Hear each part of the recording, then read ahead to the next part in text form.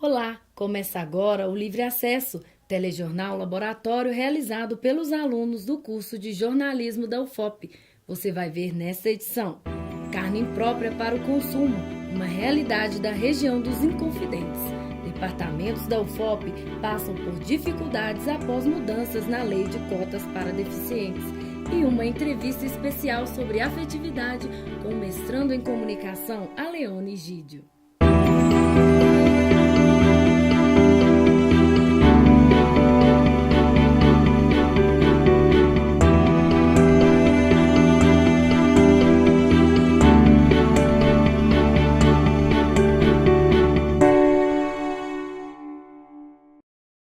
Distribuição ilegal e armazenamento inadequado de carnes. Conheça os riscos do consumo e venda desses produtos.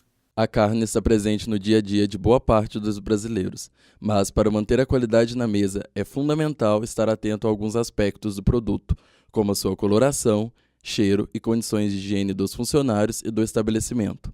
O órgão responsável pela fiscalização é a Vigilância Sanitária. A distribuição ilegal de carnes ainda é uma realidade na região. O contrabando gera preços menores para o produto.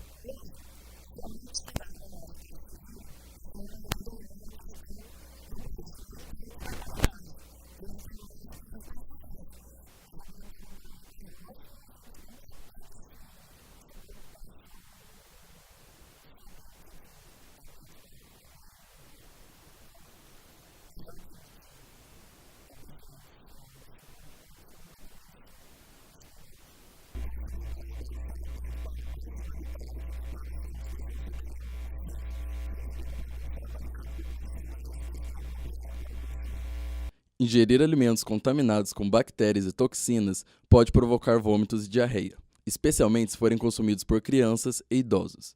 A especialista no assunto alerta sobre outros sérios riscos para a saúde.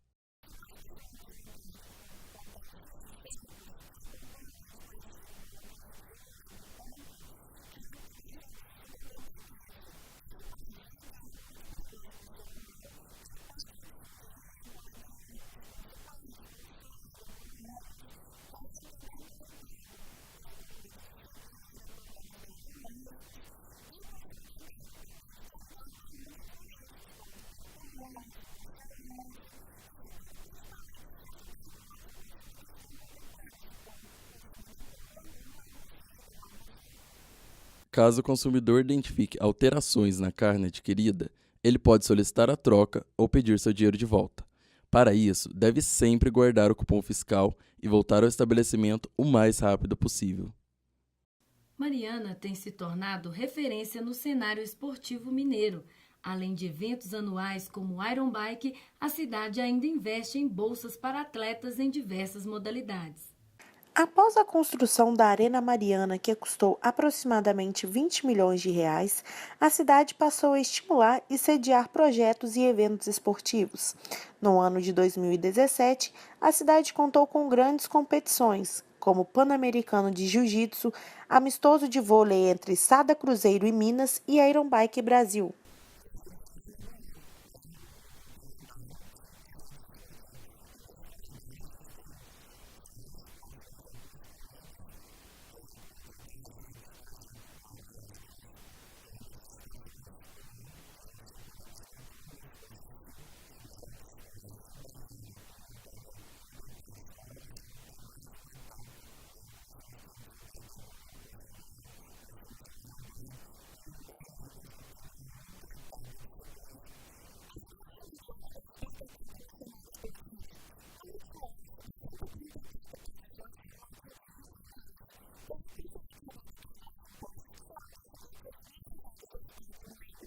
Um dos recursos oferecidos pela Prefeitura de Mariana é a Lei do Bolsa Atleta, que oferece recursos financeiros a atletas profissionais de até 34 anos. E quem possui alto rendimento é contemplado com o auxílio. Jefferson Batista é um desses atletas contemplados. Eu vejo o Bolsa Atleta como um incentivo, igual eu penso assim, como Mariana cresceu e está incentivando muitos atletas, particularmente eu vejo que Mariana deveria focar não é em quantidade, mas sim em qualidade. E é isso que traz o retorno para a Mariana. Me ajuda nas competições e muito, só que uma bolsa atleta que eu recebo é ao nível brasileiro, 70% de um salário mínimo. E isso, entre aspas, é pouco e ao mesmo tempo é muito. Para outros atletas é muito, só que para mim eu não me sustento só com a bolsa, porque eu faço competições fora do Brasil atualmente, na Copa Internacional, tenho o Campeonato Brasileiro, que são competições bastante caras. Mesmo não sendo contemplados pelo Bolsa Atleta, os atletas amadores contam com o apoio da prefeitura para continuar praticando o esporte, como as meninas do futsal style. Não recebemos em relação a dinheiro, né? A prefeitura ela não deixa de apoiar a nossa equipe, na verdade o futsal feminino não deixa de apoiar, tanto com espaços, com estrutura, com transporte, né? Alguns eventos até com alimentação, quando dá para disponibilizar também, a prefeitura está lá ajudando a gente como pode. Desde outubro deste ano, todas as unidades de saúde de Mariana passaram a oferecer gratuitamente testes rápidos de HIV, sífilis e hepatite B e C. O exame é realizado a partir de uma coleta de sangue e o resultado fica pronto em até 30 minutos. Se positivo, tem o início, o tratamento e a medicação oferecidos pelo SUS. Somente em 2017, 229 casos de infecções sexualmente transmissíveis foram notificados pela Secretaria de Saúde da cidade. Para outras informações, procure uma unidade mais próxima. Neste ano, o trem turístico que liga Mariana a Ouro Preto recebe um convidado especial, o Papai Noel. O trem noturno de Natal vai percorrer o trajeto entre as duas cidades e promete iluminar o mês de dezembro. A repórter Larissa Venâncio está na estação de Mariana e traz mais informações. Oi, Larissa! O trem já está quase saindo por aí? Olá, Georgiana! O trem já vai partir. E esse ano as atrações ainda estão mais incríveis com as luzes de Natal e com a companhia do Papai Noel. O trem noturno parte das cidades de Mariana e Ouro Preto, em 2 horários diferentes, às 19 e às 20h30. E para os moradores de Mariana, Ouro Preto e distritos que vierem a mexer com os comprovantes de endereço, vocês ainda conseguem descontos exclusivos. E para você que ainda não curtiu as atrações, ainda dá tempo. Elas vão até o dia 23 de dezembro. É com você aí no estúdio, Georgiane. No próximo bloco você vai ver. O FOP adere modificações na lei de cotas, mas ainda enfrenta problemas na inclusão de alunos deficientes.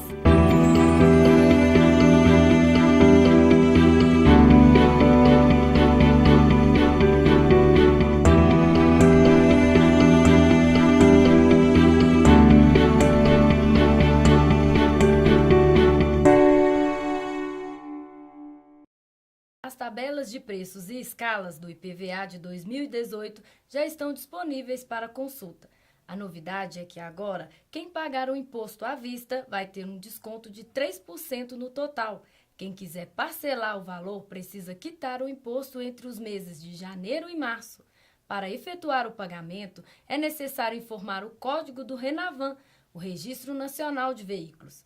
Para consultar os valores, acesse o site da Secretaria da Fazenda de Minas Gerais ou ligue 155. O aplicativo IPVA-MG também disponibiliza informações sobre o imposto. Muitos departamentos da UFOP passam por dificuldades após mudanças na lei de cotas para deficientes. O aumento da entrada desses estudantes na universidade exige maior preparação e cuidado. Para isso, a instituição conta com o NEI. Isadora, você sabe o que é o NEI? Não. Núcleo de Educação Inclusiva? Não. Então, eu tive uma experiência, uma tabela já professora de livros que falou diretamente que era, só que eu nunca visitei, nem sei onde fica. Bruna, você sabe o que é o NEI? Não sei. Não. Núcleo de Educação Inclusiva. Ainda não. O Núcleo de Educação Inclusiva da UFOP foi criado em 2006 para atender às necessidades de alunos e servidores com deficiências físicas e psicológicas. Bom, a proposta de um núcleo de educação inclusiva, de um núcleo de acessibilidade, é dar apoio aos estudantes com deficiência, além de consolidar uma política de inclusão e de acessibilidade, onde a gente articula com toda a universidade ações específicas mesmo, para atender inclusive as demandas dos alunos ou da própria comunidade que está no interior da universidade. Desde 26 de dezembro de 2016, o atual presidente Michel Temer modificou a lei de cotas após um projeto no Senado.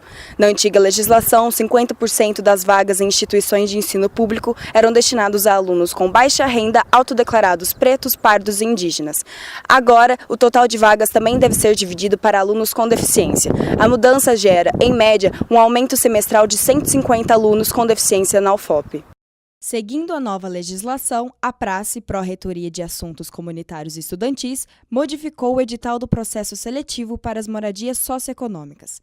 A partir do segundo semestre letivo de 2017, as cotas para alunos deficientes foram incluídas no processo. A gente fez uma grande adaptação nos editais de moradia nesse semestre. E a política de cotas ela veio alterada principalmente em relação ao Estatuto da Pessoa com Deficiência. No Estatuto da Pessoa com Deficiência fala que o governo federal tem que reservar em todos os programas de moradia 3% para pessoas com deficiência. Então a gente pegou essa utilização desse 3% e colocamos nos nossos editais. Nas moradias novas na Vila Universitária, a gente tem a questão da adaptação universal, que eu volto a falar que é a adaptação para aquele deficiente físico. A gente tem esses quartos que foram construídos no primeiro andar de todas as casas. A porta é maior, né? Você tem um espaço que caberia uma cadeira de rodas, você tem corrimão, né? Então seriam aqueles acessos universais para a pessoa com deficiência, nesse caso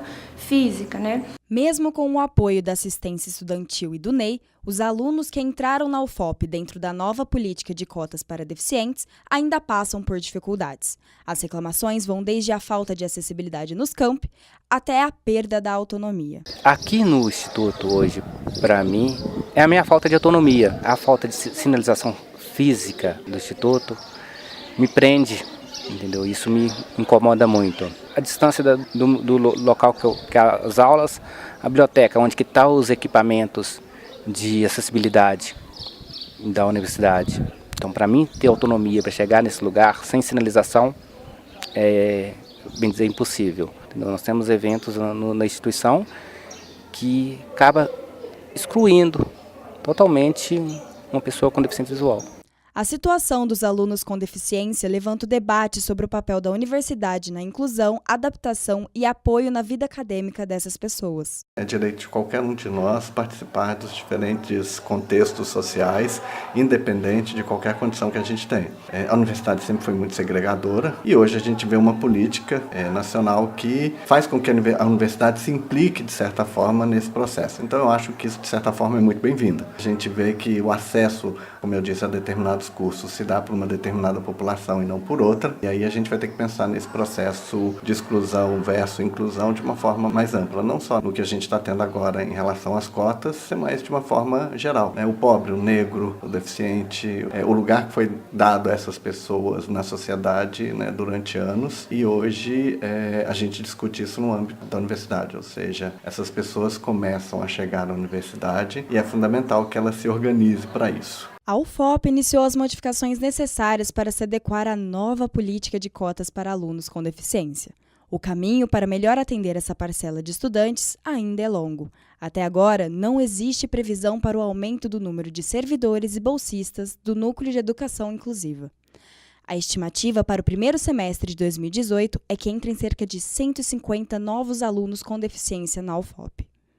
A FAOP, Fundação de Arte de Ouro Preto, recebe a exposição É Nós. A mostra é realizada pelos alunos do Projeto Aro, de formação em arte, restauro e ofícios. A repórter Larissa Gabellini está na FAOP e apresenta a exposição.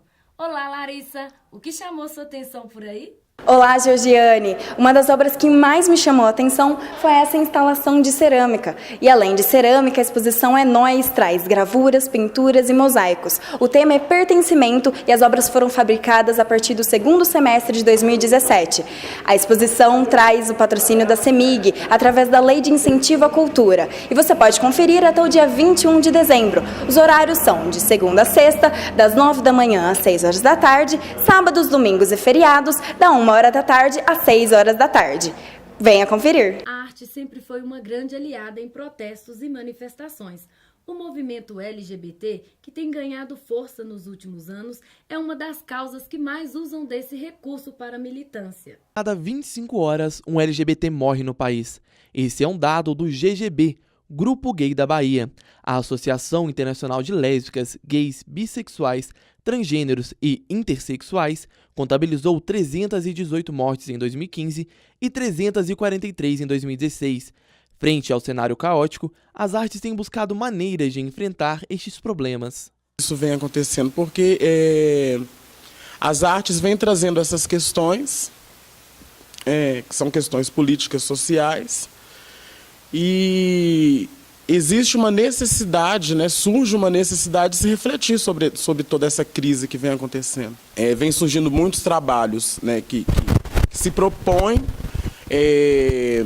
a refletir sobre essas questões de gênero, principalmente. O Brasil é um dos poucos países que reconhece os direitos básicos para os LGBTs. Um bom exemplo disso é o casamento gay, que passou a ser reconhecido juridicamente no país desde 2013. Mesmo assim, é comum acompanhar nas redes sociais ou no dia a dia o preconceito sofrido por esse grupo. A nossa existência na sociedade atual já é um ato político. E desde o momento que eu me preparo para sair de casa, eu já tenho uma noção de todos os enfrentamentos que eu vou ter. De acordo com dados do Ministério de Direitos Humanos de Minas Gerais, a comunidade LGBT continua sendo vítima de preconceito e violência. Em 2016, o telefone para denúncias de violação dos direitos humanos, o Disque 100, recebeu aproximadamente 1.900 denúncias, um acréscimo de quase 40% em 5 anos. Em Ouro Preto e Mariana, não há documentos oficiais sobre qualquer tipo de violência específica contra LGBTs. Entretanto, não é pela falta de registros que ela não exista. Alguns dos integrantes do grupo Entre no Ritmo sentem diariamente a discriminação e outras formas de violência. Eles usam sua arte para combater a opressão. A gente está naquilo de, quebrar o tabu mesmo, a gente passar por cima de tudo e mostrar aquilo ali. O grupo já foi taxado mas muitas vezes de quem vinha para cá iria virar alguma coisa, ia se tornar alguma coisa. Então a gente tenta conversar com todo mundo assim, da maneira que não é nada de influência, Porque se fosse influência a gente não seria, porque a gente vê os pai e a mãe da gente, Enfim, beijando e tal, essas coisas. Mas aí a gente leva mais esse contexto mesmo, a gente passa, quebra tabu e vambora e pronto. Em 2015, o CUNE, Conselho Universitário da UFOP, criou uma resolução que permite a alunos, técnicos e docentes da universidade usar seu nome social. A iniciativa surgiu a partir de demandas dos alunos e através de um coletivo criado durante as Semanas da Diversidade. O grupo tem o objetivo de refletir e dialogar sobre as pluralidades dos sujeitos. Começou há mais ou menos 3 anos atrás, uma pauta que foi o que mais moveu a formação desse coletivo, que era a pauta de direito, a resolução que deveria ser criada dentro da universidade, que possibilitaria que pessoas trans garantiria o direito dessas pessoas usarem o seu nome social dentro da universidade. Alunos, isso serviria para... Isso é possível agora, já existe uma resolução dentro da universidade, mas na época não tinha. As formas de protesto são inúmeras, mas o objetivo de todas é apenas a construção de uma sociedade igualitária, onde o corpo e sua orientação sexual não sejam um crime para a sociedade. No próximo bloco, você confere uma entrevista sobre o documentário LGBT de Periferia, Luta, Resistência e Empoderamento.